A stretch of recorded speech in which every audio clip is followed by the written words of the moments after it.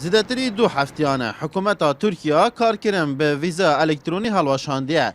ولاتی جی دبیجم ورگرتنا ویزه بزحمت کتیه و به هجت نبونا ویزه جی بهای هنده کلوپل نوا بازاری گرانتر بونه. ویزا کنسولشی ما پیچینا بتم ورگرن.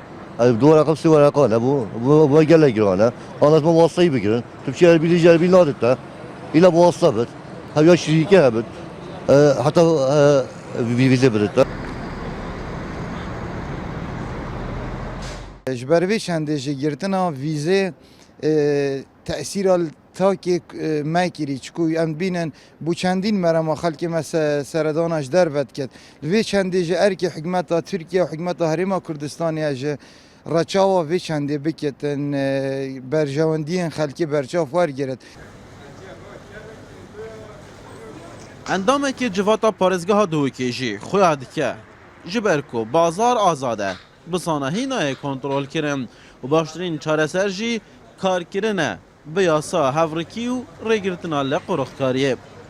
دوی حکومت هم ریکا بگیرتن بر همی آسان کاریا بکتن بود تفعیل کردن یا کارا کردن یاسا المنافسه و من الاحتکار و اف گرتنا ریک جیان نبینا ویزه کبشوه که آسان دوی حکومت همی وان حول دانش کتا از بارد کن پیکور جیتی نکنه ریگه چاره که بیتن چکی ام هری مکین چارچوه بیشین دولت که دا سر سنوری هندک دولت دوی ری بیت دان یان دوی حکومت ریگه چاره که بکتن کارگه درست کردن همی تشتان پیدا بیتن.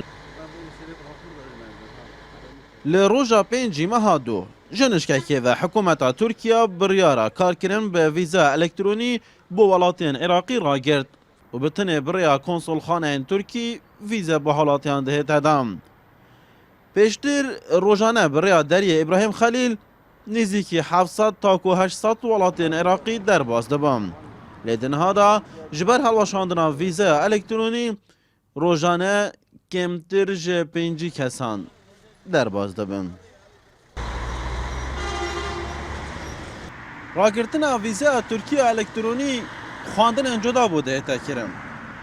آراستا پتریا بوچن انجی بوهنده ینکو هری زرارمند و پترین باجه ددن اولاتین آساینه. فاروق عمر این آرتی زاخ